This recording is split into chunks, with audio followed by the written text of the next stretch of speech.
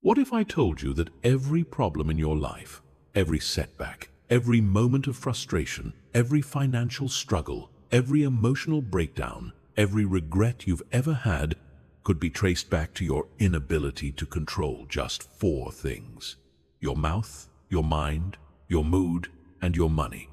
Right now, as you're listening to this, one of these four areas is probably sabotaging your life.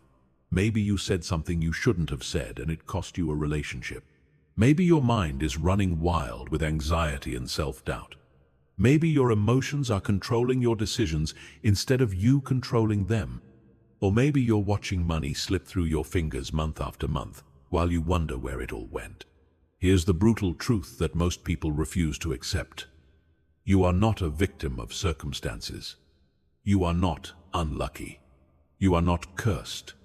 You are simply out of control. And until you learn to master these four fundamental areas, you will continue to live a life that happens to you instead of a life that you create. But here's the good news. Once you understand how to control your mouth, mind, mood, and money, everything changes. Your relationships improve. Your confidence skyrockets. Your emotional stability becomes unshakable. Your financial situation transforms. You become the architect of your own destiny instead of a passenger in your own life. Today, I'm going to show you exactly how to take control of all four areas. This isn't theory. This isn't wishful thinking. These are practical, actionable strategies that you can implement immediately to start seeing real results in your life. So if you're ready to stop being controlled by these forces and start controlling them instead, let's begin. Chapter 1. The foundation of self-control. Self-control isn't a talent you're born with or without. It's not a personality trait that some people have and others don't. Self-control is a skill, and like any skill, it can be developed, strengthened, and mastered through deliberate practice and understanding. The first thing you need to understand is that self-control operates like a muscle. Every time you resist an impulse, every time you choose the harder right over the easier wrong, every time you delay gratification for a better outcome, you're strengthening this muscle. But just like physical muscles, your self-control muscle can become fatigued, and when it's tired, you're more likely to give in to impulses and make decisions you'll later regret. This is why you might eat perfectly all day but then binge on junk food at night. This is why you might stay focused and productive all morning but find yourself scrolling social media all afternoon. This is why you might handle stress well for weeks but then explode over something minor. Your self-control muscle was depleted. But here's what most people don't realize. You can train this muscle to become stronger and more resilient. You can develop what I call unshakable self-control, where your ability to make good decisions doesn't depend on how you're feeling in the moment or how much willpower you've already used that day. The key is understanding that self-control isn't about fighting against your impulses with brute force. That's exhausting and unsustainable. True self-control is about creating systems and habits that make good decisions automatic. It's about designing your environment so that the right choice is the easy choice. It's about developing a mindset where discipline becomes your default mode of operation. When you understand that your mouth, mind, mood, and money are all interconnected systems, you realize that mastering one area gives you leverage in all the others. The person who learns to control their words develops the mental discipline that helps them control their thoughts. The person who masters their emotions gains the clarity needed to make better financial decisions. The person who takes control of their money develops the confidence that improves their mindset. This interconnection means that every small improvement you make in one area creates a positive ripple effect in all the others. You're not just working on four separate problems. You're building a comprehensive system of self-mastery that transforms every aspect of your life. Self-control also requires you to shift from being reactive to being proactive. Most people live in reactive mode, responding to whatever happens to them without conscious choice. They speak without thinking. Let their minds wander without direction. Allow their emotions to dictate their actions, and spend money without planning. But when you develop true self-control, you become proactive. You choose your words carefully. You direct your thoughts intentionally. You manage your emotions consciously. You allocate your money strategically. The foundation of self-control is self-awareness. You cannot control what you are not aware of. This means paying attention to your patterns, your triggers, your habits, and your automatic responses. It means noticing when you're about to say something you shouldn't, when your mind is spiraling into negativity, when your emotions are starting to overwhelm you, or when you're about to make an impulsive financial decision. Building self-control also requires you to understand the difference between instant gratification and delayed gratification. Our modern world is designed to give us everything instantly. We can get food delivered in minutes, entertainment with the click of a button, and validation through social media likes. But this constant, instant gratification is weakening our ability to delay gratification for better long-term outcomes. The people who master self-control understand that the best things in life require patience, persistence, and the ability to say no to short-term pleasures for long-term gains. They understand that controlling their mouth means sometimes staying quiet when they want to speak. Controlling their mind means focusing on what matters instead of what feels good. Controlling their mood means staying calm when they want to react. And controlling their money means saving and investing instead of spending on immediate wants. Chapter 2. Mastering your mouth. Your mouth is either your greatest asset or your biggest liability. Every word you speak has the power to build relationships or destroy them, to create opportunities or eliminate them, to inspire others or discourage them. Yet most people treat their words carelessly, speaking without thinking, reacting without considering consequences, and wondering why their relationships and opportunities suffer as a result. Mastering your mouth begins with understanding that silence is often more powerful than speech. In a world where everyone feels compelled to share their opinion on everything, the person who knows when to speak and when to remain silent holds tremendous power. Silence gives you time to think, to process, to choose your words carefully. It prevents you from saying things in the heat of the moment that you'll regret later. The first principle of mouth control is the pause. Before you speak, especially when you're emotional, upset, or reactive, pause. Take a breath. Ask yourself, is what I'm about to say helpful? Is it true? Is it necessary? Will it improve the situation or make it worse? This simple pause can save you from countless regrets and damaged relationships. Learn to distinguish between reacting and responding. Reacting is immediate, emotional, and usually regrettable. Responding is thoughtful, measured, and strategic. When someone criticizes you, insults you, or says something that triggers you, your immediate impulse might be to react defensively or aggressively. But the person with mouth control chooses to respond instead. They might say something like, "I need some time to think about what you've said," or "Let me consider your perspective and get back to you." This gives them time to formulate a thoughtful response instead of an emotional reaction. Another crucial aspect of mouth control is understanding the power of your internal dialogue. Most people focus on controlling what they say to others, but they completely neglect what they say to themselves. Your self-talk is perhaps the most important conversation you'll ever have, because it shapes your beliefs, your confidence, and your actions. If you're constantly telling yourself that you're not good enough, that you can't do something, or that you'll never succeed, you're programming yourself for failure. Start paying attention to your internal dialogue. Notice when you're being self-critical, pessimistic, or defeatist. then consciously choose to change that dialogue. Instead of saying, "I'm terrible at this," say, "I'm learning and improving." Instead of, "I'll never be able to do this," say, "I haven't figured this out yet, but I will." This shift in self-talk might seem small, but it has profound effects on your confidence, motivation, and performance. Mouth control also means learning to ask better questions.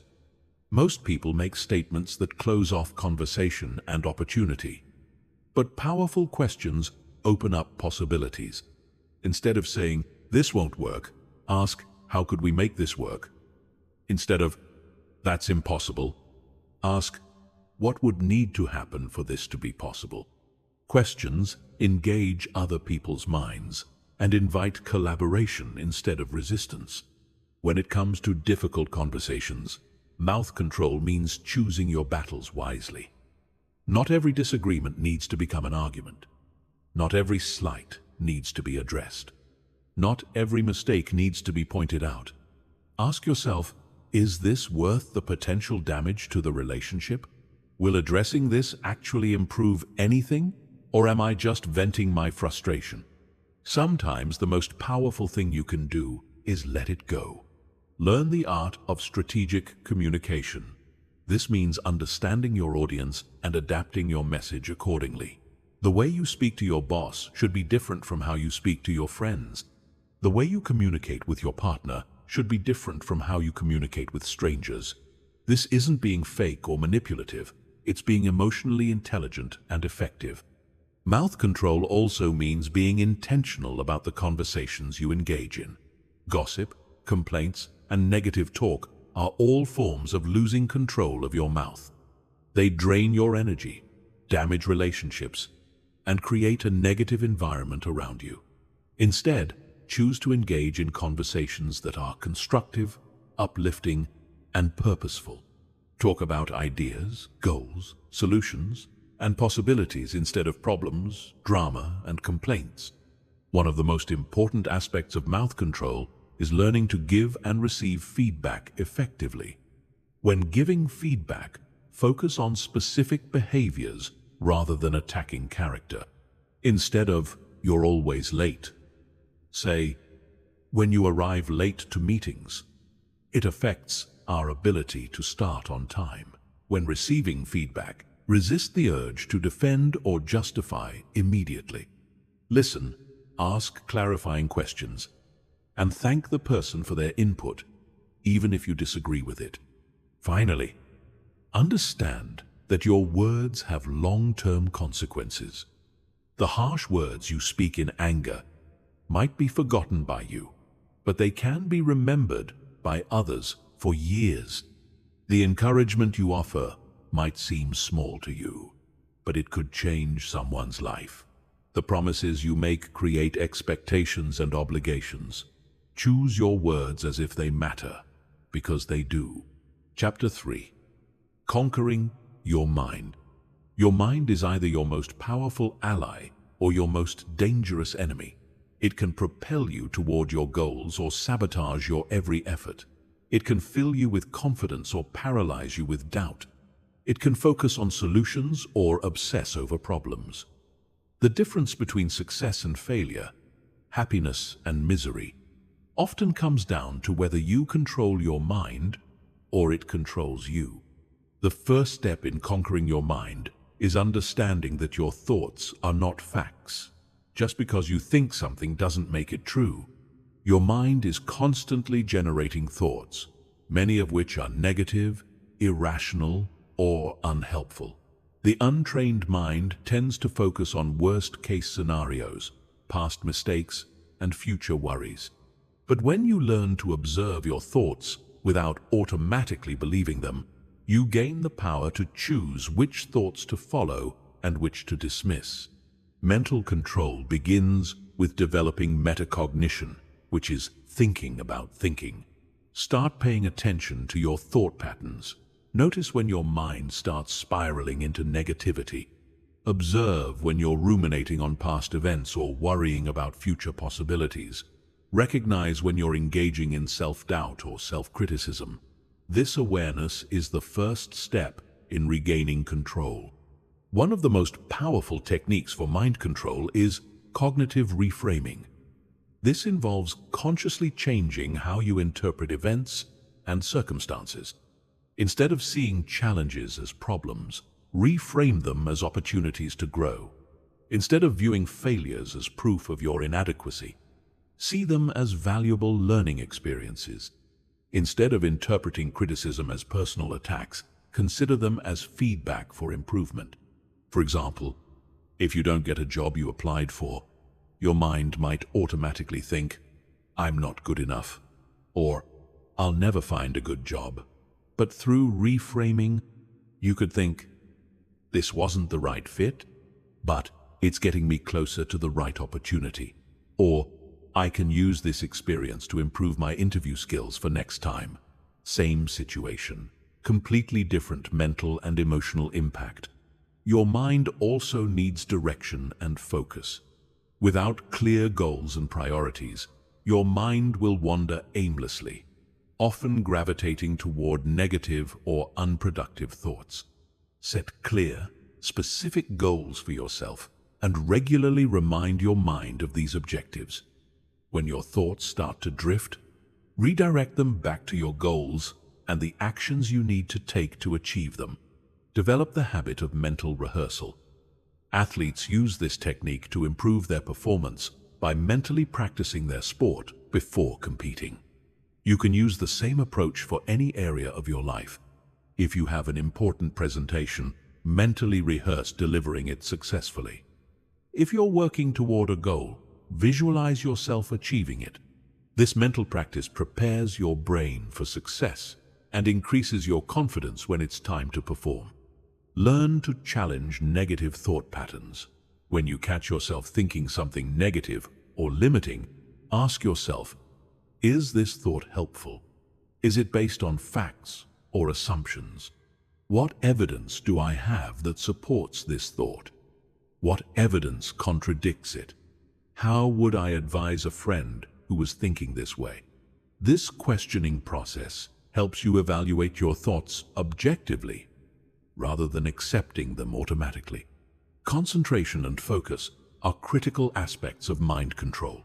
In our distraction-filled world, the ability to maintain sustained attention on important tasks is becoming increasingly rare and valuable. Practice single-tasking instead of multitasking. When you're working on something important, eliminate distractions. Turn off notifications, close unnecessary browser tabs, and create an environment that supports focused attention. Develop a morning mental routine that sets the tone for your day. This might include meditation, affirmations, goal review, or reading something inspirational. How you start your day mentally often determines how the rest of your day unfolds. If you begin with purposeful, positive thoughts, you're more likely to maintain that mental state throughout the day. Mind control also involves managing information input. Your mind is influenced by everything you read, watch, and listen to. If you're constantly consuming negative news, gossip, or content that makes you feel inadequate, your mind will reflect that input. Be intentional about what you allow into your mental space. Choose books, podcasts, videos, and conversations that educate, inspire, and elevate your thinking. Learn to use your mind's natural problem-solving abilities. Instead of letting your mind worry about problems, direct it to focus on solutions. When you're facing a challenge, ask your mind specific questions.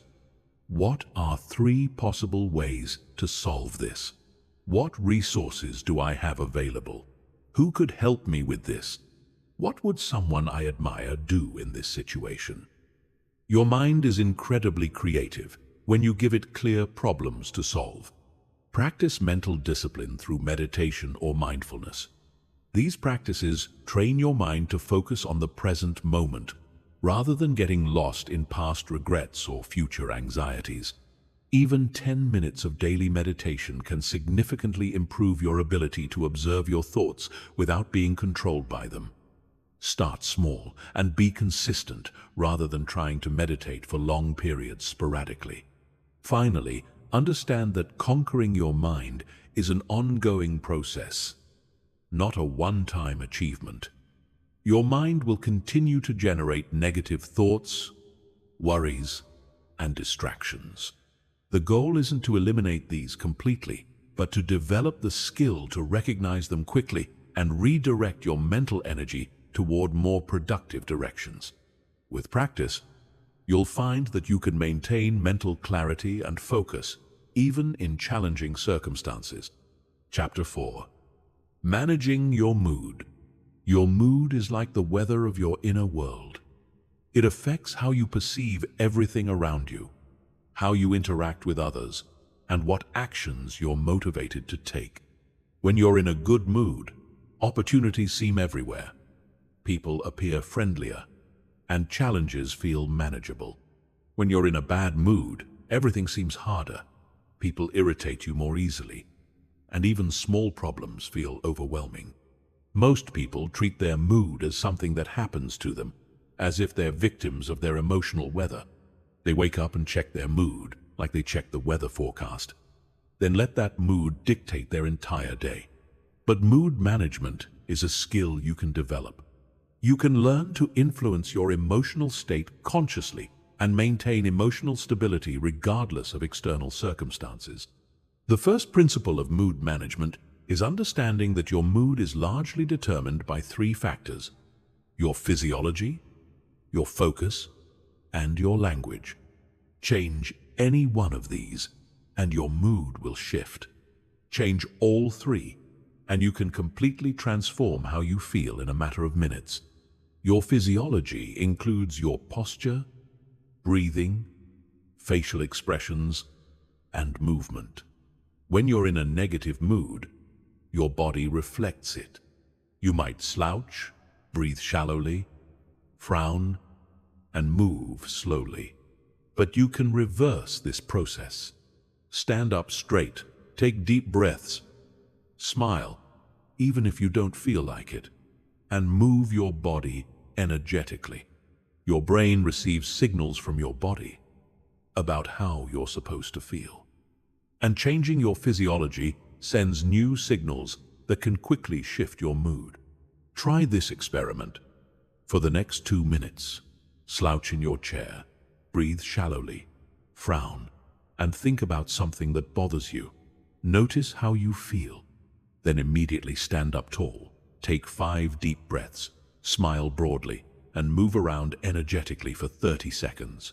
The difference in how you feel will be dramatic and immediate. Your focus determines your emotional experience. Whatever you focus on expands in your awareness and influences your mood. If you focus on what's wrong, what's missing, or what's unfair, you'll feel frustrated, disappointed, or angry.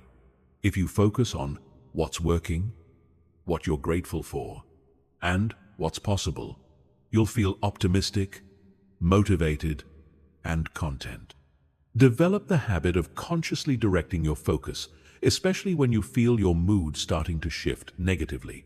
Ask yourself, what am I focusing on right now? Is this focus serving me? What could I focus on instead that would improve how I feel? This doesn't mean ignoring real problems or pretending everything is perfect. It means choosing to focus on aspects of your situation that empower you rather than aspects that drain you. The language you use, both internally and externally, profoundly affects your mood. If you describe your situation using dramatic, negative language, you'll feel worse.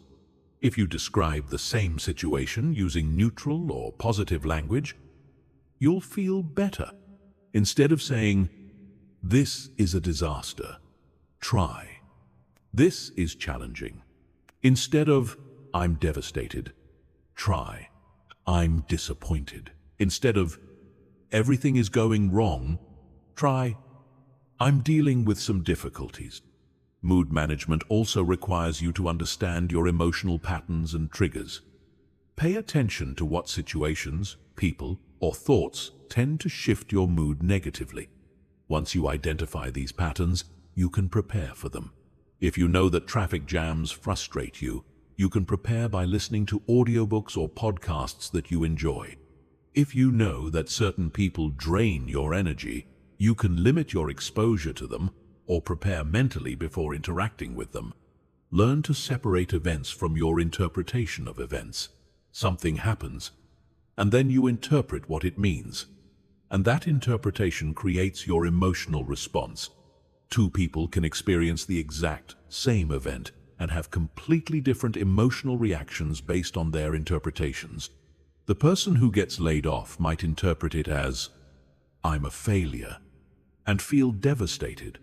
Or they might interpret it as, "This is an opportunity to find something better," and feel motivated. Develop emotional regulation techniques that work for you. This might include deep breathing exercises, progressive muscle relaxation, visualization, or physical exercise. The key is having go-to strategies that you can use when you feel your mood shifting in an unwanted direction. Practice these techniques when you're already in a good mood so they're readily available when you need them. Create mood anchors, which are specific activities, songs, scents, or images that reliably improve your emotional state. This might be a particular song that always energizes you, a photo that makes you smile, or a physical exercise that boosts your confidence. When you need to shift your mood quickly, you can activate these anchors to create the emotional state you want. Understand the difference between emotions and moods. Emotions are immediate responses to specific events and usually last for minutes or hours. Moods are more general emotional states that can last for days or weeks. While you can't always control your initial emotional reactions, you can learn to process emotions quickly and prevent them from turning into prolonged negative moods. Mood management also involves protecting your emotional energy. Just as you wouldn't leave your house unlocked or your bank account unprotected, you shouldn't leave your mood vulnerable to every external influence. This means being selective about the news you consume, the conversations you engage in, and the environments you spend time in. It means setting boundaries with people who consistently drain your emotional energy. Finally, remember that managing your mood isn't about being positive all the time or pretending that negative emotions don't exist. It's about developing the ability to experience emotions without being controlled by them. It's about being able to feel disappointed without staying in disappointment, to feel angry without acting destructively, and to feel sad without sinking into depression. You're building emotional resilience and the ability to maintain your center regardless of what's happening around you. Chapter 5. Controlling your money. Money is one of the most emotionally charged topics in human life. It represents security, freedom, status, and opportunity. But it can also be a source of stress, conflict, and anxiety. Your relationship with money affects every area of your life, from your career choices, to your relationships, to your sense of self-worth. Yet, most people have never consciously developed a healthy relationship with money or learned the skills necessary to control it effectively. Controlling your money begins with understanding that money is not the root of all evil, nor is it the solution to all problems. Money is a tool, and like any tool, its value depends on how skillfully you use it. A hammer can build a house or break a window, depending on the skill and intention of the person wielding it. Similarly, money can create opportunities and security, or it can create stress and problems, depending on how you manage it. The first step in money control is developing financial awareness. Most people have no idea where their money goes. They earn it, spend it, and wonder why they never seem to have enough. But you cannot control what you do not measure. Start tracking every dollar that comes in and every dollar that goes out. This doesn't have to be complicated. A simple spreadsheet or even a notebook where you record your income and expenses will give you the awareness you need to start making better financial decisions. Once you have awareness, you need to create a budget. A budget is simply a plan for your money. It tells your money where to go instead of wondering where it went. But here's the key. Your budget must be realistic and aligned with your values. If you create a budget that's too restrictive or doesn't account for the things you genuinely value, you'll abandon it just like a crash diet. Start with the 50-30-20 rule as a foundation.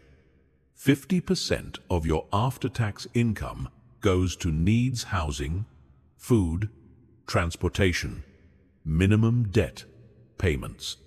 30% goes to wants, entertainment, dining out, hobbies. 20% goes to savings and debt repayment beyond minimums. This is a starting point that you can adjust based on your specific situation and goals. Money control requires you to understand the difference between needs and wants. Needs are things you must have to survive and function. Wants are things that would be nice to have but aren't essential. The problem is that our consumer culture has convinced us that many wants are actually needs. You need basic clothing, but you don't need designer brands.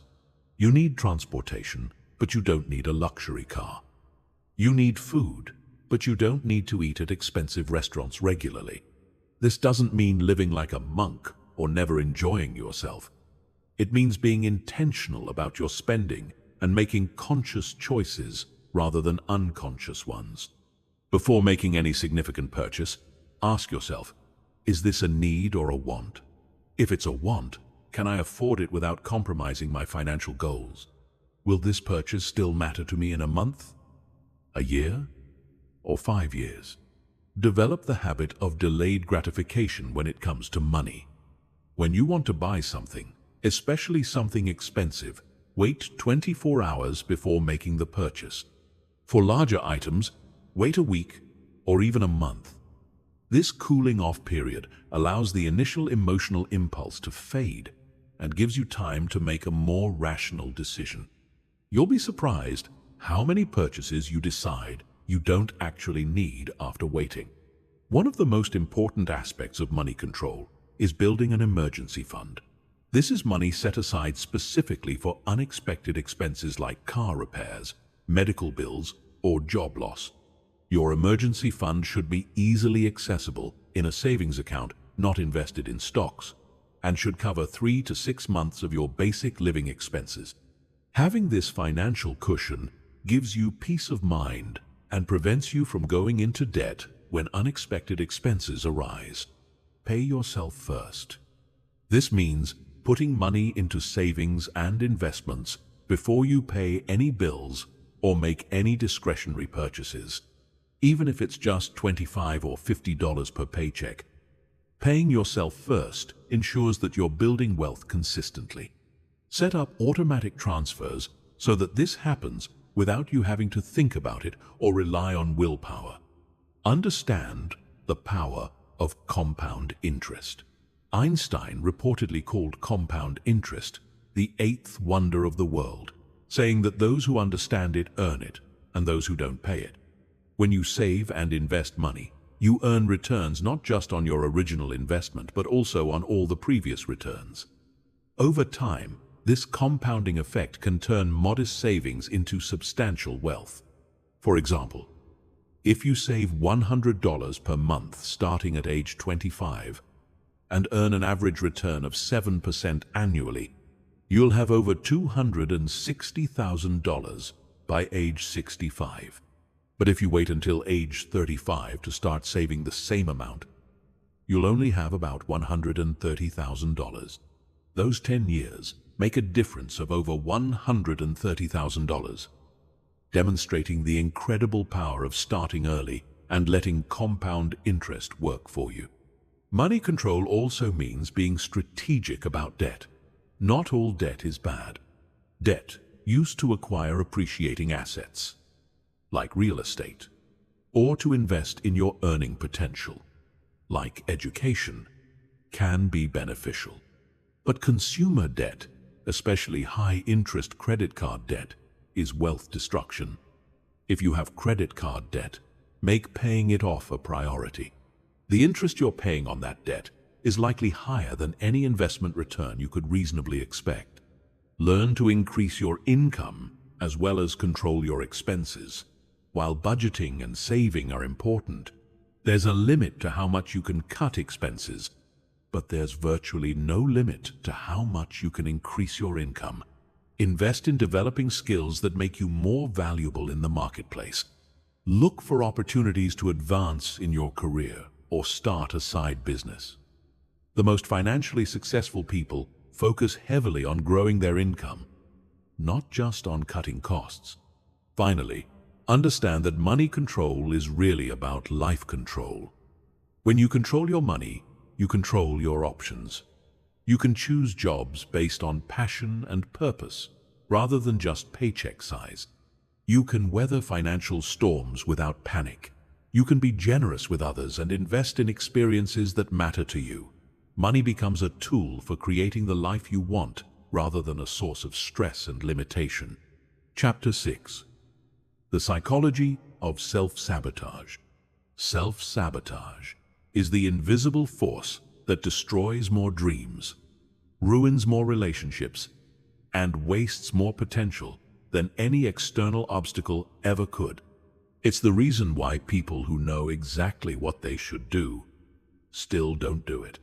It's why someone can have all the knowledge, tools, and opportunities they need for success, but still find ways to undermine their own progress. Understanding self-sabotage is crucial because it affects all 4 areas we've been discussing. You sabotage your mouth by saying things that damage relationships when you most need support. You sabotage your mind by focusing on worst-case scenarios when you need confidence. You sabotage your mood by dwelling on negative thoughts when you need emotional strength. You sabotage your money by making impulsive financial decisions when you need discipline and planning. The psychology of self-sabotage often stems from deep-seated beliefs about what you deserve. If you have an unconscious belief that you don't deserve success, happiness, or wealth, your mind will find ways to ensure you don't achieve or maintain these things. This isn't conscious or deliberate. Your sabotaging mind operates below the level of awareness, creating situations that confirm your limiting beliefs about yourself. One of the most common forms of self-sabotage is perfectionism. Perfectionists often procrastinate because they're afraid of producing work that isn't perfect. They set impossibly high standards that guarantee failure, then use that failure as evidence that they should quit trying. The perfectionist's mind says, "If I can't do it perfectly, I won't do it at all," which becomes a convenient excuse for avoiding the discomfort of effort and potential failure. Another form of self-sabotage is imposter syndrome, where you believe you're not qualified or deserving of your success. When good things happen, instead of celebrating, you worry that you're a fraud who will eventually be exposed. This fear causes you to downplay your achievements, avoid opportunities for advancement, and sometimes even sabotage your success to avoid the anxiety of being found out. Self-sabotage also manifests as negative self-talk and internal criticism. You become your own worst enemy, constantly pointing out your flaws, predicting failure, and undermining your confidence. This internal critic is often more harsh and destructive than any external criticism you might face. It convinces you that you're not smart enough, talented enough, or worthy enough to achieve your goals. The fear of success is another powerful form of self-sabotage that many people don't recognize. Success brings change, responsibility, and visibility, all of which can feel threatening. Your mind might sabotage success because it fears the unknown territory that comes with achievement. It's safer to stay in familiar patterns of struggle and limitation than to venture into the uncertainty of success. Self-sabotage often intensifies when you're close to a breakthrough. Just when you're about to achieve something significant, your sabotaging mind kicks into overdrive. You might suddenly lose motivation, create unnecessary drama, make poor decisions, or find reasons to quit. This is because your current identity feels threatened by the new level of success you're approaching. Recognizing self-sabotage requires developing awareness of your patterns. Notice when you consistently stop short of your goals. Pay attention to the excuses you make and the ways you create obstacles for yourself. Observe the negative thoughts and beliefs that surface when you're making progress. Ask yourself, how do I typically get in my own way? What patterns of self-sabotage show up repeatedly in my life? One effective way to combat self-sabotage is to identify your sabotaging thoughts and challenge them with evidence. When your mind tells you, "I'm not good enough," ask for proof.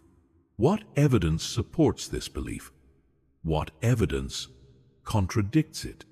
Often, you'll find that your sabotaging thoughts are based on old experiences, other people's opinions, or irrational fears rather than current reality. Develop what I call a success identity. Instead of seeing yourself as someone who struggles, fails, or doesn't deserve good things, consciously cultivate an identity as someone who succeeds, grows, and deserves the best in life. This requires updating your self-concept to match the level of success you want to achieve. Start acting, thinking, and speaking like the person you want to become, even before external circumstances reflect that identity. Another powerful strategy is to make success inevitable through systems and accountability. Self-sabotage thrives in environments where success depends entirely on willpower and motivation. But when you create systems that make progress automatic and build accountability into your process, it becomes much harder to sabotage yourself. Set up structures that keep you moving forward even when your sabotaging mind is active. Work on upgrading your beliefs about what you deserve. If you believe you deserve success, happiness, and abundance, your mind will work to create those experiences.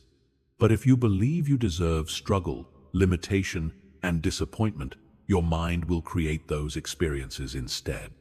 Examine your core beliefs about what you deserve and consciously choose to adopt beliefs that support your success rather than undermine it. Finally, understand that overcoming self-sabotage is an ongoing process. Your sabotaging mind will continue to surface, especially when you're pushing beyond your comfort zone. The goal isn't to eliminate self-sabotage completely, but to recognize it quickly and choose different actions, despite the sabotaging thoughts and feelings. With practice, you can learn to observe your self-sabotaging impulses without being controlled by them. Chapter 7. Building unshakable discipline. Discipline is the bridge between goals and accomplishment. It's what separates those who dream from those who achieve. It's the ability to do what needs to be done when it needs to be done, whether you feel like it or not. But most people misunderstand discipline. They think it's about forcing yourself to do things you hate through sheer willpower. True discipline is about aligning your actions with your deepest values and long-term goals, making the right choice feel natural and automatic. Unshakable discipline begins with clarity about your why.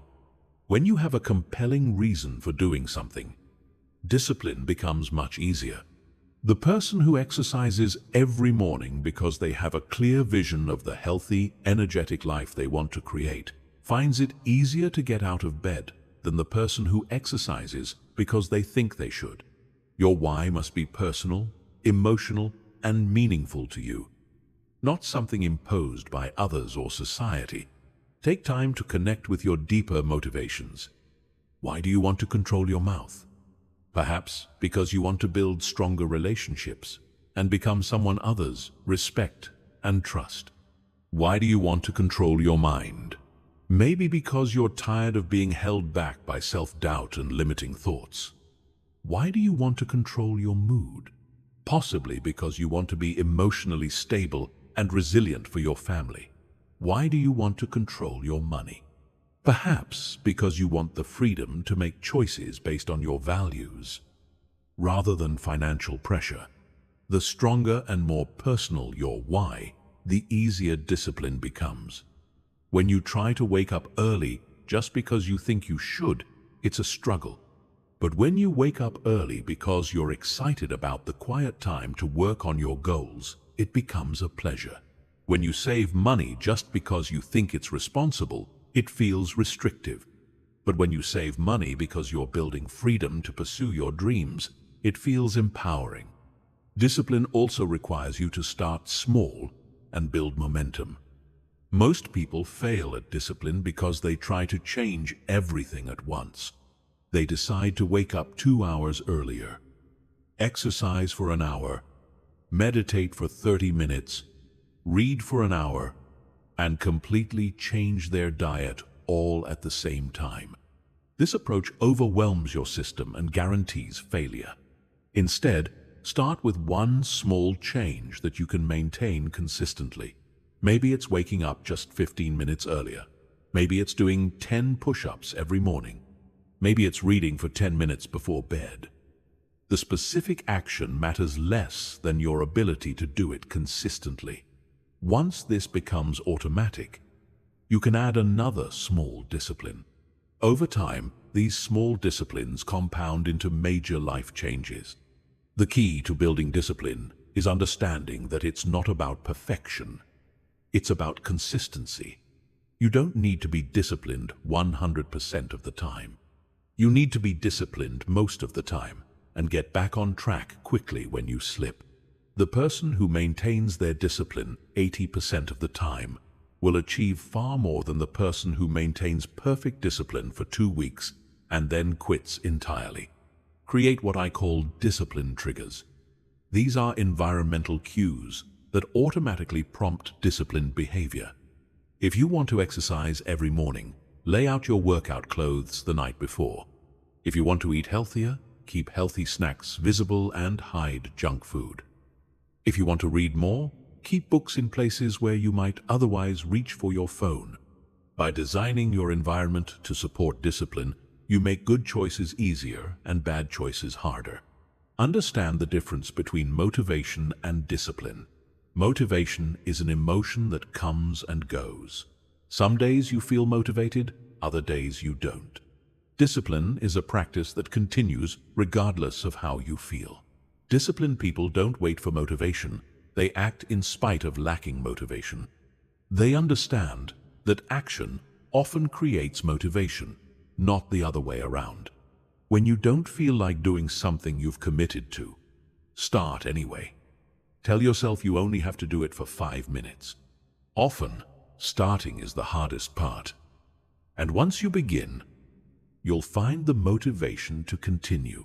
But even if you only do 5 minutes, you've maintained your discipline and kept your commitment to yourself intact. Discipline is also about learning to delay gratification. In a world of instant everything, the ability to wait for better outcomes is becoming increasingly rare and valuable. Practice small acts of delayed gratification throughout your day. Wait 5 minutes before checking your phone. Save your favorite food for last. Take the stairs instead of the elevator. These small practices strengthen your discipline muscle for bigger challenges. Track your discipline consistently. Keep a simple record of whether you followed through on your disciplined actions each day. This could be as simple as checking off boxes on a calendar or keeping a score in a notebook. Tracking makes your discipline visible and creates a sense of accountability to yourself. You'll also be able to see patterns in when your discipline is strong and when it tends to weaken. Celebrate your disciplined actions, especially the small ones. When you follow through on a commitment to yourself, acknowledge it. This positive reinforcement strengthens the neural pathways associated with discipline and makes it more likely you'll continue the behavior. The celebration doesn't have to be big or expensive. Simply acknowledging to yourself that you kept your commitment is often enough. Build discipline in all 4 areas simultaneously. When you practice discipline with your mouth by pausing before speaking, you're strengthening the same mental muscle you use to discipline your mind by focusing on positive thoughts. When you discipline your mood by choosing your emotional responses, you're building the same capacity you need to discipline your money by delaying gratification on purchases. All forms of discipline reinforce each other. Finally, understand that discipline becomes easier with practice. What feels difficult and unnatural at first becomes automatic and effortless over time. The person who has been exercising consistently for years doesn't have to force themselves to work out. It's simply part of who they are. Similarly, as you practice discipline consistently, it stops being something you do and becomes something you are. You develop a disciplined identity that makes good choices feel natural and automatic. Chapter 8. The Power of Strategic Silence. In a world that rewards noise, the person who masters silence holds tremendous power. Silence is not emptiness or absence. It's a strategic choice that can transform your relationships, increase your influence, and accelerate your success. Strategic silence involves knowing when to speak and when to remain quiet, when to share and when to keep things private, when to react and when to simply observe. The power of silence begins with understanding that most people feel compelled to fill every moment with words. They share their thoughts immediately, respond to every comment, and explain their every action. But this constant communication actually weakens their position and reduces their impact. When everyone is talking, the person who knows when to be silent becomes magnetic and influential. Strategic silence in conversation allows you to gather more information and understand situations more deeply. When you ask a question and then remain silent, people feel compelled to fill that silence with information. They often reveal more than they intended, giving you insights into their motivations, concerns, and true feelings. This additional information allows you to respond more effectively and make better decisions. Practice the power of the pause in difficult conversations. When someone says something challenging, aggressive, or emotional, your instinct might be to respond immediately. But strategic silence creates space for several things to happen. First, it allows the other person's emotions to settle. Second, it gives you time to formulate a thoughtful response rather than an emotional reaction. Third, it often causes the other person to backtrack or soften their position. Silence is also powerful in negotiations and business situations. When someone makes you an offer, resist the urge to respond immediately. Let the silence hang in the air. Often, they'll improve their offer or provide additional benefits just to fill the uncomfortable silence. The person who speaks first after an offer is made is often the one in the weaker position. Strategic silence means keeping your plans and goals private until they're achieved. There's a psychological phenomenon where telling people about your goals gives you a premature sense of accomplishment that reduces your motivation to actually achieve them. When you announce your intentions, your brain receives some of the satisfaction it would get from actually completing the goal. This can lead to talking about success instead of creating it. Work in silence and let your results speak for themselves. While others are busy posting about their plans, goals, and daily activities, focus your energy on actually achieving meaningful outcomes. This approach has several advantages. You avoid the distraction of managing other people's opinions about your work. You eliminate the pressure that comes from public expectations. You maintain the element of surprise that makes your achievements more impactful when they're revealed. Silence also protects you from unnecessary drama and conflict. Many arguments and disagreements could be avoided by simply choosing not to engage. Not every comment needs a response. Not every provocation requires retaliation. Not every disagreement needs to be resolved through discussion. Sometimes, the most powerful response is no response at all. Learn to be comfortable with silence in social situations. Most people are uncomfortable with quiet moments and feel compelled to fill them with small talk or meaningless chatter.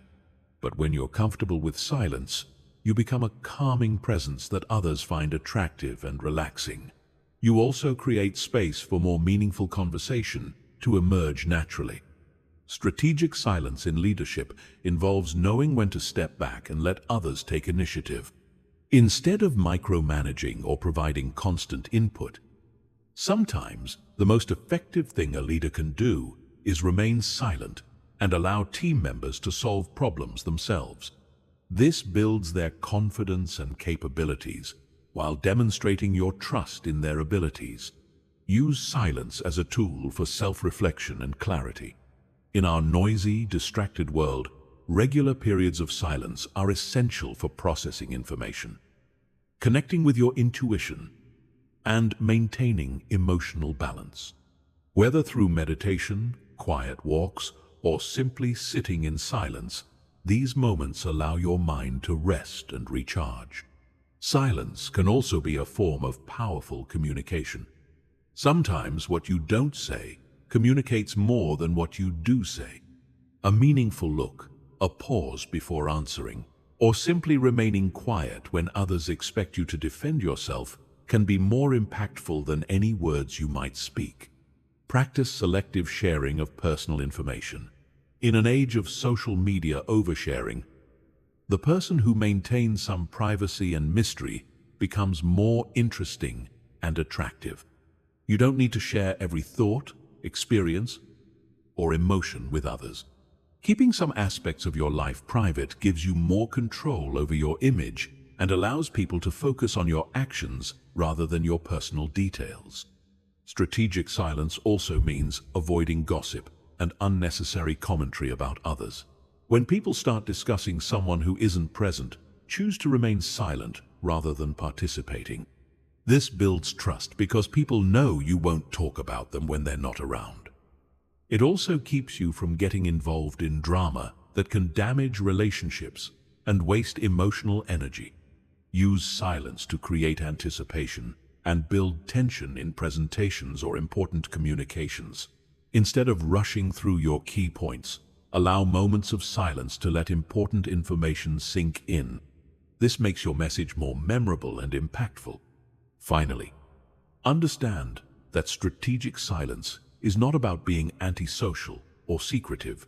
It's about being intentional with your communication. It's about understanding that your words have more power when they're carefully chosen and strategically deployed. When you speak less, but with more intention, people listen more carefully to what you have to say. Chapter 9.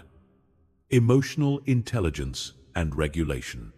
Emotional intelligence is the ability to recognize, understand, and manage your own emotions, while also being able to recognize and influence the emotions of others.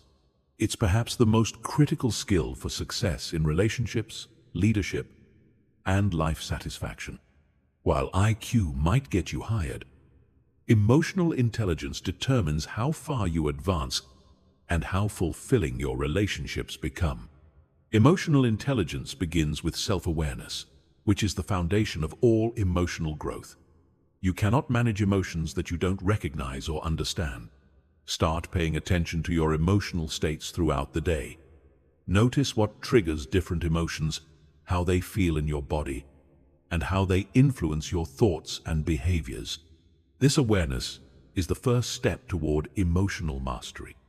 Develop an emotional vocabulary that goes beyond basic feelings like happy, sad, angry, or afraid. The more precisely you can identify your emotions, the better you can understand and manage them. Instead of just angry, you might be frustrated, irritated, resentful, or indignant.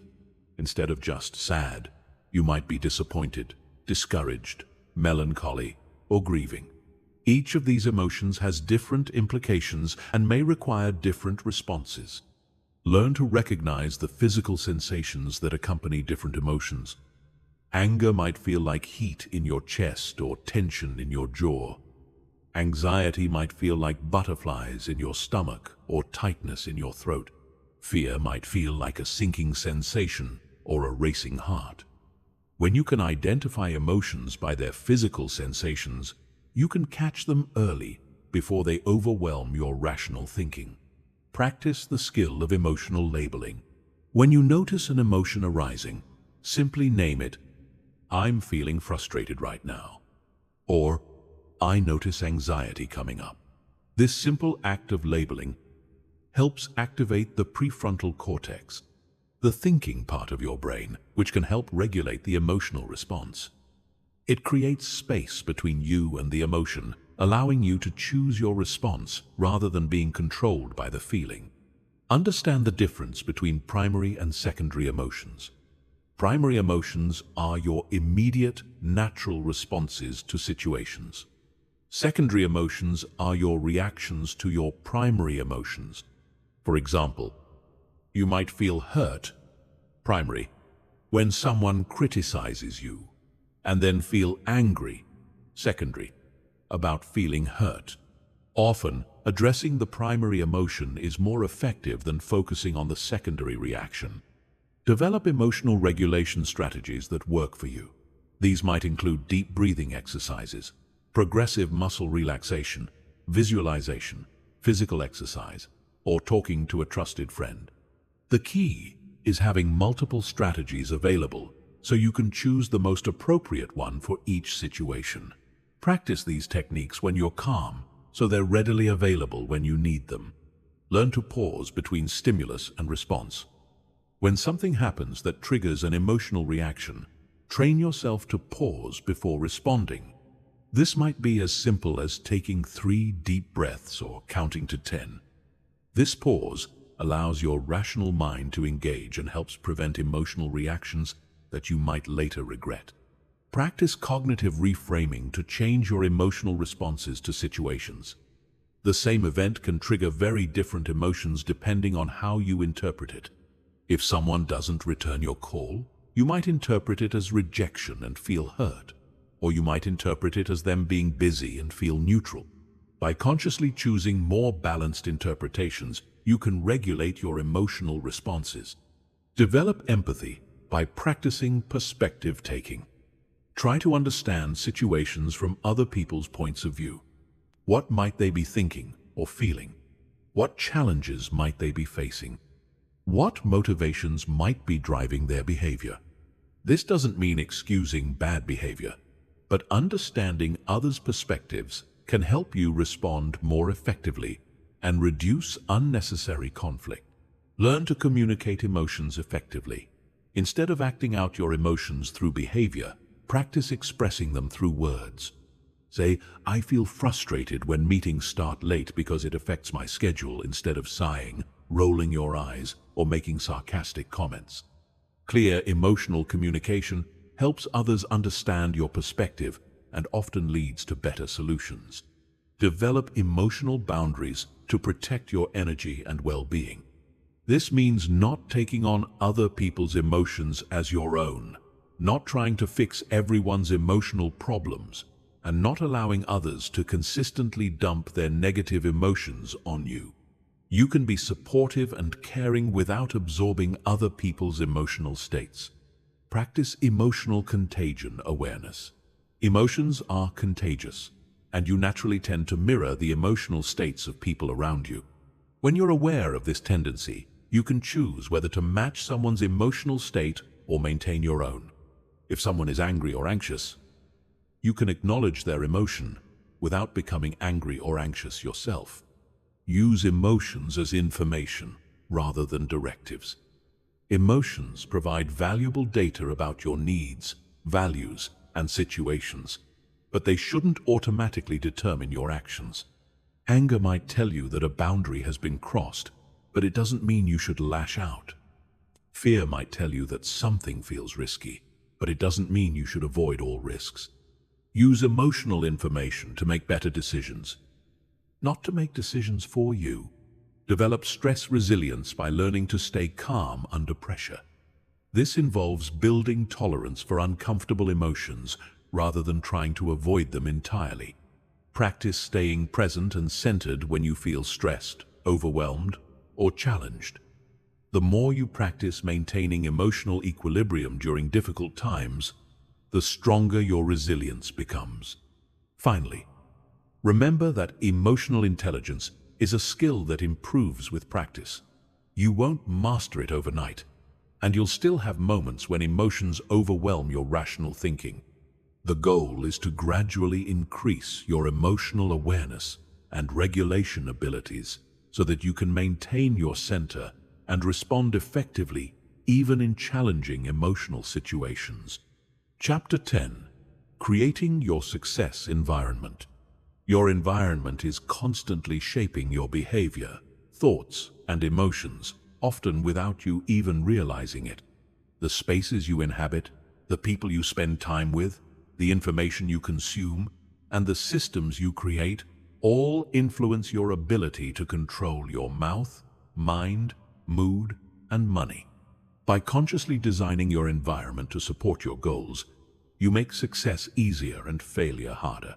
Environmental design begins with understanding that willpower is limited and unreliable. Instead of depending on constant self-control, create an environment where good choices are automatic and bad choices require effort. This is why successful people don't just rely on discipline. They engineer their surroundings to support their success. Start with your physical environment. Your living and working spaces should support the behaviors you want to maintain. If you want to exercise regularly, set up a home gym, or at least keep workout equipment visible. If you want to eat healthier, keep nutritious foods easily accessible and remove junk food from your kitchen. If you want to read more, place books in locations where you might otherwise reach for your phone. The arrangement of your space matters more than you might think. A cluttered, disorganized environment creates mental chaos and makes it harder to focus and think clearly. A clean, organized space promotes mental clarity and makes it easier to maintain discipline and focus. Spend time creating physical environments that reflect the level of success and organization you want to achieve in your life. Design your workspace to minimize distractions and maximize productivity. This might mean using website blockers during work hours, keeping your phone in another room, or creating a dedicated space for focused work that's separate from relaxation areas. The goal is to create environmental cues that automatically put you in a productive mindset when you enter that space. Your social environment is equally important as your physical environment. The people you spend time with regularly have enormous influence on your thoughts, emotions, and behaviors. If you're surrounded by people who complain, make excuses, and avoid taking responsibility, you'll find yourself adopting similar patterns. If you're surrounded by people who are positive, goal-oriented, and disciplined, you'll naturally adopt those qualities. Audit your social circle honestly. Who are the 5 people you spend the most time with? Are they supporting your growth or holding you back? Are they encouraging your best behaviors or enabling your worst ones? This doesn't mean you have to cut off everyone who isn't perfect, but it does mean being strategic about who you allow to influence your daily mindset and decisions. Seek out relationships with people who are where you want to be in life. If you want to improve your financial situation, spend time with people who are financially successful. If you want to improve your health, spend time with people who prioritize fitness and nutrition. If you want to develop better relationships, spend time with people who have strong, healthy relationships. Success patterns are contagious when you're regularly exposed to them. Create boundaries with people who consistently drain your energy or encourage negative behaviors. This doesn't necessarily mean ending relationships, but it might mean limiting the time you spend with certain people or setting clear boundaries about what topics you're willing to discuss. Protect your emotional and mental energy as carefully as you protect your physical health. Your information environment is also crucial. The books you read, podcasts you listen to, videos you watch, and news you consume all influence your mindset and worldview. If you're constantly consuming negative news, gossip, or content that makes you feel inadequate, your mind will reflect that input. Be intentional about consuming content that educates, inspires, and elevates your thinking. Create information consumption habits that support your goals. This might mean starting your day with motivational or educational content instead of checking social media. It might mean listening to podcasts about personal development during your commute instead of music or talk radio. It might mean reading books related to your goals instead of watching television in the evening. Design your digital environment to support your success. Organize your phone so that productive apps are easily accessible and time-wasting apps require more effort to reach. Use technology to automate good behaviors, like automatic savings, transfers, or calendar reminders for important activities.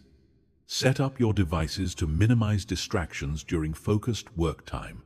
Create accountability systems in your environment. This might mean working out with a partner, joining a group related to your goals, or simply telling someone about your commitments. When your environment includes people who expect you to follow through on your commitments, you're more likely to maintain discipline and consistency. Establish routines and rituals that support your desired behaviors. Morning routines that include activities like exercise, meditation, or goal review can set a positive tone for your entire day. Evening routines that include planning for the next day or reflecting on progress can help you maintain focus and motivation. These routines become environmental cues that automatically trigger productive behaviors. Use visual reminders and environmental cues to keep your goals and values visible. This might mean keeping quotes or images that inspire you in places where you'll see them regularly. It might mean using a vision board or keeping symbols of your goals in your workspace. When your environment constantly reminds you of what you're working toward, you're more likely to make choices that align with those goals. Finally, remember that creating your success environment is an ongoing process, not a one-time setup. As you grow and your goals evolve, your environment needs to evolve as well. Regularly assess whether your current environment is supporting your success or holding you back, and make adjustments as needed. Your environment should be your ally in achieving your goals, not an obstacle you have to overcome. Chapter 11. The compound effect of small changes. Most people overestimate what they can achieve in a year and underestimate what they can achieve in a decade. They look for dramatic transformations and overnight success stories, but real change happens through the compound effect of small, consistent actions repeated over time. Understanding this principle will revolutionize how you approach controlling your mouth, mind, mood, and money. The compound effect works the same way in personal development as it does in finance. Just as small, regular investments grow into substantial wealth over time, small improvements in your daily habits create massive life changes over months and years. The person who improves just 1% each day will be 37 times better after 1 year. But the person who gets worse by just 1% each day will decline to nearly zero. This is why you must focus on consistency rather than intensity. The person who exercises for 10 minutes every day will achieve better results than the person who works out intensely for 2 hours once a week. The person who saves $25 every week will build more wealth than the person who saves $500 once every few months. Small actions, repeated consistently, create exponential results. When it comes to controlling your mouth, small improvements compound dramatically. Each time you pause before speaking in anger, you strengthen your emotional regulation muscle. Each time you choose encouraging words over critical ones, you build better relationships and a more positive environment around yourself. Each time you practice strategic silence, instead of unnecessary commentary, you increase your influence and respect from others. These small choices, made consistently, transform how others perceive and interact with you. The compound effect works powerfully with mind control as well. Each time you catch a negative thought and reframe it positively, you strengthen neural pathways associated with optimism and resilience. Each time you choose to focus on solutions instead of problems, you train your brain to be more resourceful and creative. Each time you practice visualization or goal-focused thinking, you program your subconscious mind to recognize and create opportunities. Over time, these small mental habits create an entirely different mental landscape. Your mood benefits tremendously from the compound effect of small emotional practices. Each time you take a deep breath when stressed instead of reacting immediately, you build emotional stability. Each time you choose to focus on gratitude instead of complaints, you rewire your brain for positivity. Each time you maintain perspective during challenging situations, you develop emotional resilience that serves you in future difficulties. These small emotional choices accumulate into unshakable emotional strength. The compound effect is perhaps most obvious with money, but also most ignored. Each dollar you save instead of spending on impulse purchases compounds over time through investment returns. Each time you choose the less expensive option without sacrificing quality, you create more financial freedom. Each time you invest in learning skills that increase your earning potential, you multiply your future income possibilities. Small financial decisions, compounded over time, create the difference between financial stress and financial freedom. The key to leveraging the compound effect is making improvements so small that they feel effortless. If you want to read more, don't commit to reading for an hour every day. Start with reading just 1 page per day. If you want to exercise regularly, don't plan 90-minute workouts. Start with 5 push-ups every morning. If you want to save money, don't try to save half your income. Start by saving the change from your purchases. These tiny changes feel insignificant in the moment, which is exactly why they work. Your brain doesn't resist small changes the way it resists dramatic ones. You don't need willpower or motivation to read 1 page or do 5 push-ups. But these small actions create momentum, and momentum makes larger changes possible. The person who reads 1 page per day often ends up reading for 30 minutes. The person who does 5 push-ups often ends up doing a full workout. Track your small improvements to make the compound effect visible. Keep a simple record of your daily actions in each area. Did you practice mouth control by pausing before speaking today? Did you practice mind control by focusing on your goals? Did you practice mood control by choosing your emotional responses? Did you practice money control by making a conscious spending decision? This tracking helps you see progress that might otherwise feel invisible. Be patient with the compound effect. The most dramatic results often happen after months or years of consistent small actions. This is why most people quit before experiencing the real benefits. They expect immediate results from small changes, and when they don't see dramatic improvements quickly, they assume their efforts aren't working. But the compound effect is building momentum beneath the surface, creating changes that will eventually become undeniable. Understand that the compound effect works in both directions. Just as small positive actions compound into major improvements, small negative actions compound into significant problems. Each time you speak without thinking, your relationships suffer incrementally. Each time you allow negative thoughts to go unchallenged, your mindset becomes more pessimistic.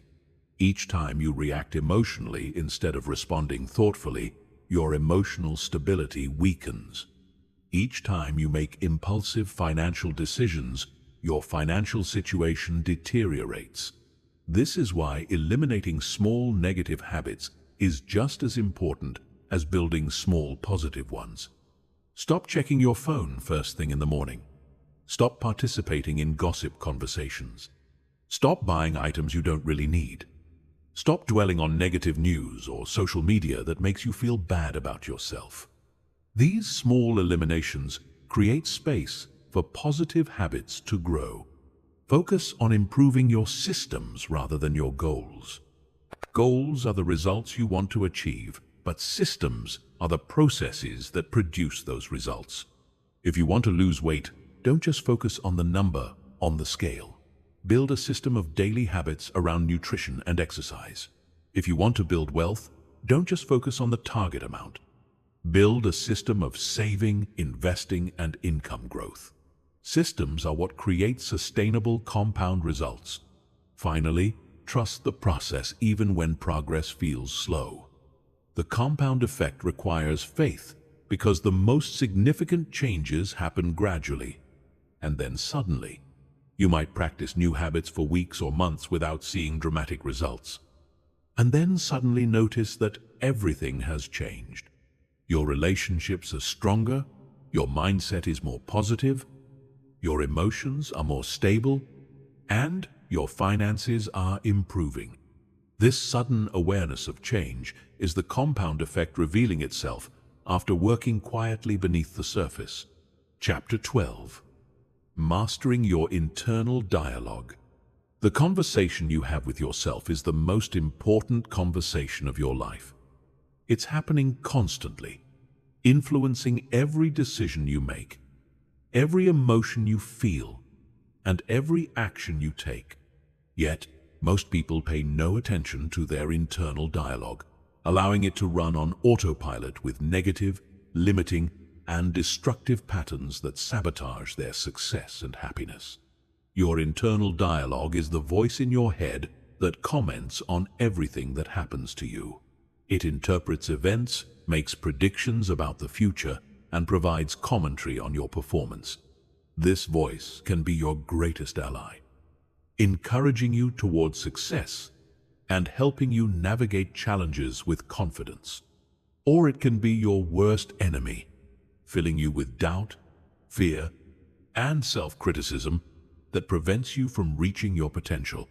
The problem is that most people's internal dialogue was programmed during childhood by parents, teachers, and social influences who may have been well-meaning but often transmitted limiting beliefs and negative thought patterns. You might have internalized voices that tell you you're not smart enough, not attractive enough, not worthy of success, or not capable of achieving your goals. These internalized voices continue to run your life until you consciously choose to reprogram them. Becoming aware of your internal dialogue is the first step in mastering it. Most of this conversation happens so automatically that you don't even notice it. Start paying attention to the voice in your head throughout the day. What is it saying about your performance, your appearance, your relationships, and your future? Is it supportive and encouraging, or critical and discouraging? Is it focused on possibilities or limitations? Notice the tone of your internal voice. Is it harsh and demanding, or gentle and understanding? Would you speak to a good friend the way you speak to yourself? Most people discover that they're far more critical and unkind to themselves than they would ever be to someone they care about. This internal criticism erodes confidence and motivation over time. Pay attention to the language patterns in your internal dialogue. Does your inner voice use absolute terms like always, never, everyone, and no one? These absolutes are rarely accurate and often create unnecessary stress and limitation. Does it catastrophize by assuming the worst possible outcomes? Does it personalize failures by assuming everything is your fault? These distorted thinking patterns create emotional suffering that's often unnecessary. Start challenging your internal dialogue when it's negative or limiting. When you catch yourself thinking something self-critical or pessimistic, ask yourself, is this thought helpful? Is it accurate? What evidence supports this thought, and what evidence contradicts it? How would I respond if a friend said this to me? This questioning process helps you evaluate your thoughts objectively rather than accepting them automatically. Replace negative internal dialogue with more balanced and constructive thoughts. Instead of, "I'm terrible at this," try, "I'm still learning this skill."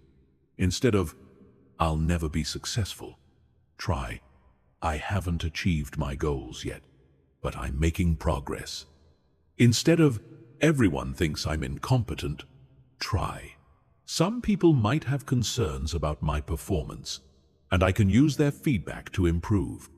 Develop positive internal dialogue patterns that support your goals and well-being. Start each day by mentally reviewing your goals and affirming your ability to achieve them. Throughout the day, congratulate yourself for small wins and improvements. When facing challenges, remind yourself of past successes and your ability to overcome difficulties. Before important events, use your internal dialogue to visualize success and build confidence. Practice self-compassion in your internal dialogue. Treat yourself with the same kindness and understanding you would offer a good friend who was struggling. When you make mistakes, instead of harsh self-criticism, offer yourself understanding and encouragement. Remember that everyone makes mistakes and faces setbacks. What matters is how you respond and what you learn from the experience. Use your internal dialogue to focus on what you can control rather than what you can't. When facing challenging situations, guide your thoughts toward actions you can take and resources you have available. Instead of dwelling on how unfair something is or how difficult your circumstances are, focus your mental energy on your response and your next steps. Develop internal dialogue patterns that support each of the 4 areas we've discussed.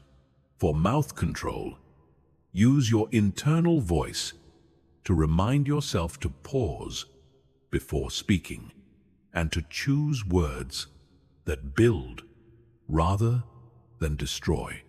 For mind control, use it to redirect your focus toward your goals and possibilities rather than problems and limitations.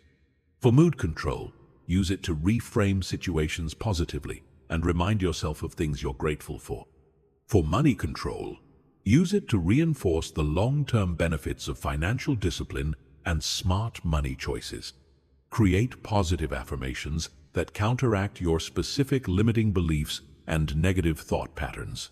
If you struggle with self-doubt, develop affirmations about your capabilities and potential.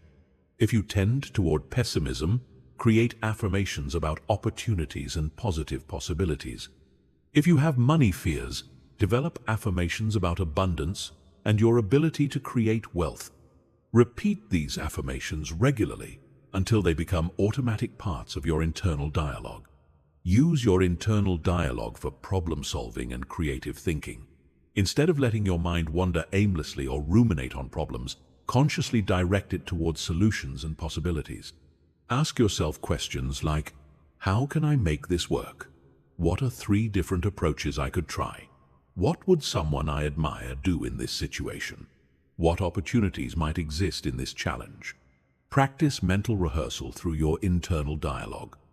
Before important conversations, presentations, or events, use your inner voice to walk through the experience successfully. Visualize yourself performing well and achieving your desired outcomes.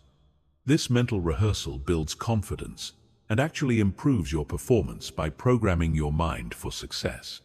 Monitor your internal dialogue during stress and challenging situations. These are the times when negative thought patterns tend to be strongest and most damaging. During difficult periods, consciously choose to use internal dialogue that calms and centers you rather than amplifies stress and anxiety. Remind yourself of your strength, your resources, and your ability to handle whatever comes your way. Finally, remember that mastering your internal dialogue is an ongoing practice, not a one-time achievement. Your mind will continue to generate negative thoughts and limiting beliefs, especially during challenging times. The goal is to become increasingly aware of these patterns and increasingly skilled at redirecting your internal conversation toward thoughts that serve your highest good. Over time, positive internal dialogue becomes your natural default, creating the mental foundation for success in every area of your life. Chapter 13. Advanced Money Psychology. Your relationship with money is one of the most complex and emotionally charged aspects of your life. It's influenced by childhood experiences, cultural messages, family patterns, and deeply held beliefs about worth, security, and success. Until you understand and transform your money psychology, you'll continue to struggle financially, regardless of how much you earn or how much financial knowledge you acquire. Money psychology begins with understanding that money is never just about money. It represents security, freedom, power, status, and identity. The way you handle money reflects your deepest beliefs about yourself and your place in the world. Your financial behaviors are expressions of your psychological state, which is why purely logical approaches to money management often fail to create lasting change. Examine your earliest memories and messages about money. What did your parents teach you about money through their words and actions? Did they argue about money? Did they seem stressed or anxious about finances? Did they view money as scarce or abundant? Did they treat wealthy people with admiration or resentment? These early experiences created your financial blueprint, which continues to influence your money decisions today. Many people have conflicting beliefs about money that create internal tension and self-sabotage. They might consciously want wealth, while unconsciously believing that money corrupts people or that rich people are greedy. They might desire financial security while believing they don't deserve abundance. They might want to invest, but feel that the stock market is too risky or complicated. These internal conflicts prevent consistent wealth-building behavior. Identify your money personality type to understand your natural tendencies and blind spots. Are you a spender who finds joy in purchasing but struggles with saving? Are you a saver who accumulates money but fears investing or enjoying it? Are you an avoider who feels overwhelmed by financial decisions and tends to ignore money matters? Are you a worrier who obsesses over money and makes fear-based decisions? Understanding your type helps you work with your natural tendencies while addressing your weaknesses. One of the most destructive money psychology patterns is the scarcity mindset. This is the belief that there's not enough money to go around, that if someone else succeeds financially, it reduces your opportunities, and that you must hoard resources to protect yourself from an uncertain future. Scarcity thinking creates anxiety, prevents generous behavior, and actually repels opportunities because it makes you appear desperate and fearful. Develop an abundance mindset by focusing on opportunities rather than limitations. Instead of worrying about what you don't have, focus on what you can create. Instead of resenting others' success, study it and learn from it. Instead of hoarding money out of fear, invest it strategically to create more abundance. Abundance thinking attracts opportunities because it makes you appear confident, optimistic, and resourceful. Understand the difference between your worth as a person and your net worth as a financial measure. Many people tie their self-esteem to their financial status, feeling successful when they have money and worthless when they don't. This emotional attachment to money creates stress and poor decision-making. Your value as a human being is not determined by your bank account balance. Money is a tool for creating the life you want, not a measure of your worth as a person. Address emotional spending patterns that sabotage your financial goals. Many people spend money to cope with emotions like stress, sadness, boredom, or anxiety. Retail therapy might provide temporary emotional relief, but it creates long-term financial problems. Learn to recognize emotional spending triggers and develop healthier ways to manage difficult emotions. Exercise, meditation, socializing, or pursuing hobbies can provide emotional benefits without financial consequences. Develop a healthy relationship with risk when it comes to money. Many people are either too conservative, keeping all their money in low-return savings accounts out of fear, or too aggressive, making speculative investments they don't understand. Effective money management requires calculated risks based on education and careful analysis. Learn about different investment options and gradually build your risk tolerance through education and small experiments. Understand the psychology of spending and develop conscious consumption habits. Most spending decisions are made unconsciously, based on impulse, emotion, or social pressure. Practice conscious consumption by pausing before purchases and asking yourself, do I really need this? Will this purchase align with my values and goals? Am I buying this for emotional reasons? How will I feel about this purchase tomorrow, next week, or next month? Address money, shame, and guilt that might be preventing you from building wealth. Some people feel guilty about having money when others are struggling. Others feel ashamed about past financial mistakes or their current financial situation. These negative emotions create self-sabotage and prevent you from taking positive action. Remember that building your own wealth enables you to help others more effectively, and that everyone makes financial mistakes while learning. Learn to separate money, facts, from money stories. Facts are objective realities about your financial situation, your income, expenses, debts, and assets. Stories are the interpretations and meanings you attach to these facts. The same financial situation can be interpreted as a disaster or an opportunity depending on the story you tell yourself. Focus on the facts and choose empowering stories that motivate action rather than victim stories that create helplessness. Develop financial confidence through education and small successes.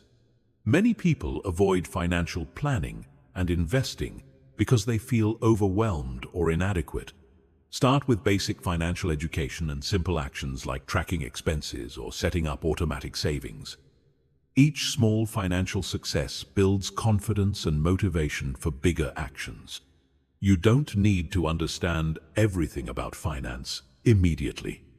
You just need to start taking action and learning as you go. Practice delayed gratification with money to build long-term wealth. Our consumer culture encourages immediate gratification and instant purchases. But wealth building requires patience and the ability to sacrifice short-term pleasures for long-term benefits. Practice small acts of delayed gratification regularly, like waiting a day before making purchases or saving for items instead of buying them on credit. Create positive money rituals and habits that reinforce healthy financial behaviors. This might include a weekly money date where you review your finances and plan for the week ahead. It might include celebrating financial milestones or practicing gratitude for your current financial resources. These rituals help create positive associations with money management instead of viewing it as a stressful chore. Finally, remember that changing your money psychology is a gradual process that requires patience and self-compassion. You're rewiring patterns that may have been developed over decades. Be gentle with yourself as you learn new behaviors and challenge old beliefs. Focus on progress rather than perfection, and celebrate small improvements in your financial awareness and behavior. Over time, these psychological shifts will create lasting changes in your financial reality. Chapter 14. The integration of the 4 pillars. Understanding how to control your mouth, mind, mood, and money individually is important, but the real transformation happens when you integrate these 4 areas into a cohesive system of self-mastery. These pillars don't operate independently. They're interconnected parts of a larger whole. When you improve one area, it creates positive ripple effects in all the others. When you master all 4 simultaneously, you create exponential improvements in every aspect of your life. The integration begins with recognizing the fundamental connection between all four pillars. They all require the same core skill of self-awareness and conscious choice. Whether you're choosing your words, directing your thoughts, managing your emotions, or making financial decisions, you're exercising the same fundamental capacity to observe your impulses and choose your responses deliberately. Your mouth control supports your mind control, because choosing your words carefully requires mental discipline and focus. When you practice pausing before speaking, you're strengthening the same mental muscle you use to pause before following negative thought patterns. When you choose encouraging words over critical ones, you're training your mind to focus on possibilities rather than problems. The person who masters their speech develops the mental clarity and discipline that supports all other areas of self-control. Mind control directly influences mood control because your thoughts create your emotional experiences. When you learn to direct your thoughts toward positive outcomes and solutions, your emotional state naturally improves. When you practice cognitive reframing and challenge negative thought patterns, you develop emotional resilience and stability. The person who controls their mind rarely struggles with uncontrolled emotional reactions. Mood control enhances money control because financial decisions are heavily influenced by emotional states. When you're anxious or stressed, you're more likely to make impulsive financial choices. When you're confident and calm, you can make rational financial decisions based on long-term goals rather than short-term emotions. The person who maintains emotional equilibrium makes better financial choices consistently. Money control supports mouth control because financial stress often leads to relationship conflicts and communication problems. When you're worried about money, you're more likely to be irritable, defensive, or aggressive in your communication. When you have financial confidence and security, you can communicate more calmly and thoughtfully. The person who controls their money experiences less stress-related communication problems. The integration also works through shared foundational principles. All four pillars require delayed gratification, pausing before speaking, resisting negative thoughts, managing emotional impulses, and avoiding impulsive spending. All four require long-term thinking, considering the consequences of your words, focusing on your goals, maintaining perspective during emotional challenges, and making financial decisions based on future outcomes rather than immediate wants. To integrate the four pillars effectively, start each day with a brief review of your intentions in all four areas. Ask yourself, how will I practice mouth control today? What will I focus my mind on? How will I manage my mood if challenges arise? What financial choices will I make that align with my goals? This daily intention setting creates conscious awareness that supports integration throughout the day. Create daily practices that strengthen multiple pillars simultaneously. Meditation develops both mind control and mood control by training awareness and emotional regulation. Journaling can improve mind control by clarifying thoughts, mood control by processing emotions, and money control by tracking financial goals and expenses. Exercise supports mood control through endorphin release, and money control by potentially reducing stress-related spending. Use setbacks in one area as opportunities to strengthen the others. If you have a moment of poor mouth control and say something you regret, use it as practice for mind control by learning from the experience. Mood control by managing any guilt or embarrassment constructively, and money control by perhaps making a small donation to charity as a way of creating something positive from the mistake. Develop what I call cross-pillar awareness. When you notice yourself struggling in one area, immediately check the other three. If you're having money stress, are you also engaging in negative self-talk, allowing your emotions to spiral, or saying things that increase rather than decrease the stress? If you're in a bad mood, Are you also spending money impulsively, thinking negative thoughts, or saying things that make the mood worse? This awareness helps you address problems comprehensively rather than just treating symptoms. Create accountability systems that address multiple pillars. Find an accountability partner or coach who can help you track progress in all 4 areas. Join groups or communities that support integrated personal development rather than just focusing on single issues. Read books and consume content that addresses the whole person rather than just isolated skills. Practice what I call pillar switching when you're struggling. If you're having difficulty with one area, immediately engage a different pillar to create positive momentum. If your mind is stuck in negative thought patterns, focus on mouth control by saying something encouraging to someone else. If you're feeling emotionally overwhelmed, focus on money control by reviewing your financial goals and making a small, positive financial decision. If you're tempted to make an impulsive purchase, focus on mind control by redirecting your thoughts to your long-term goals. Understand that mastery in all 4 areas creates a synergistic effect where the whole becomes greater than the sum of its parts.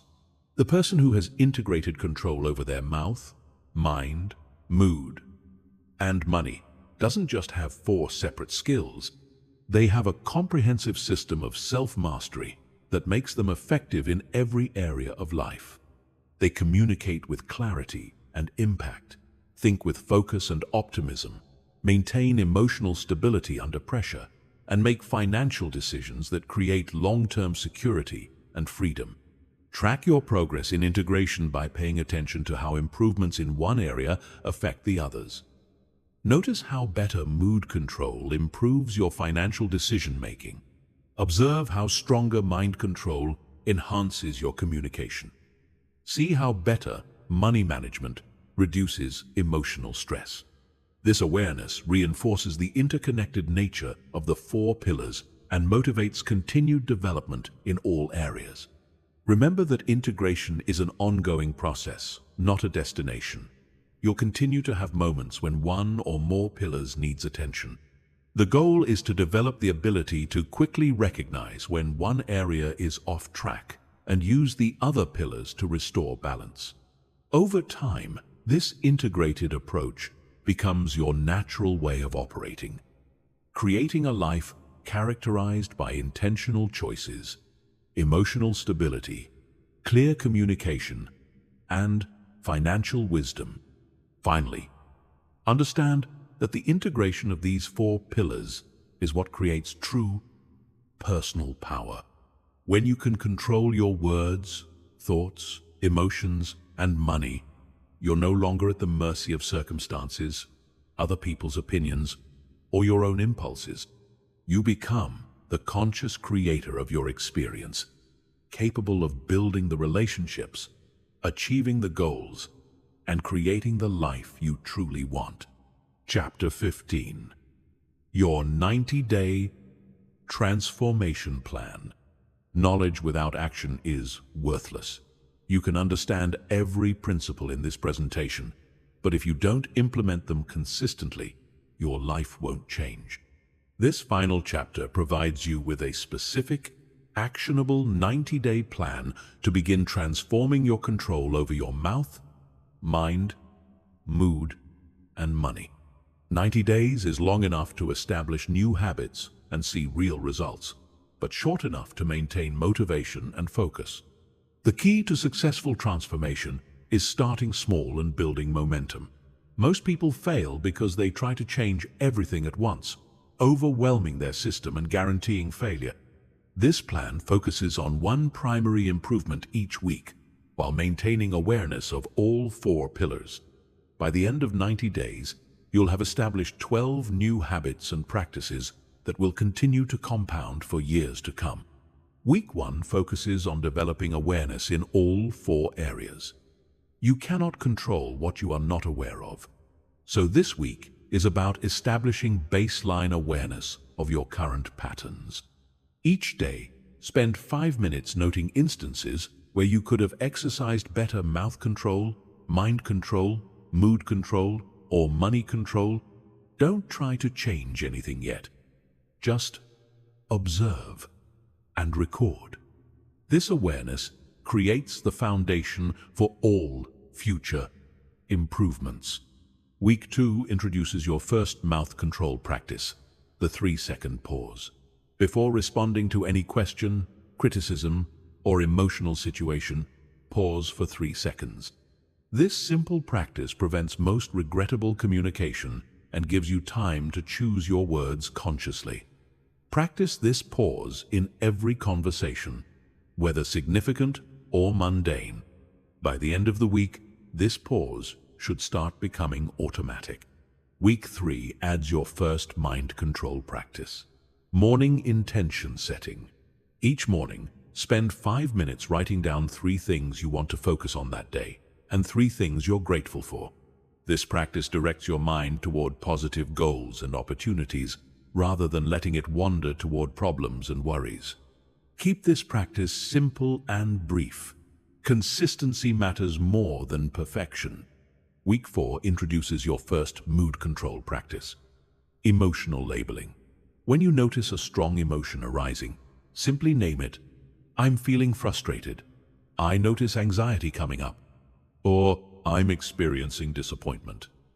This labeling activates your rational mind and creates space between you and the emotion. Practice this throughout the day, especially during challenging situations. Week 5 adds your first money control practice. Tracking every expense for 1 week. Write down every dollar you spend, from major purchases to small items like coffee or snacks. This creates awareness of your spending patterns and often leads to natural reductions in unnecessary expenses. Don't judge your spending. Just observe and record it accurately. Week 6 focuses on eliminating one negative pattern in each area. Choose one negative mouth habit, like interrupting others. One negative mind habit, like catastrophic thinking. One negative mood habit, like dwelling on irritations. And one negative money habit, like impulse buying. For this week, focus specifically on not engaging in these 4 behaviors. This subtraction approach often creates more immediate results than trying to add new behaviors. Week 7 introduces daily reflection. Each evening, spend 5 minutes reviewing your day in all 4 areas.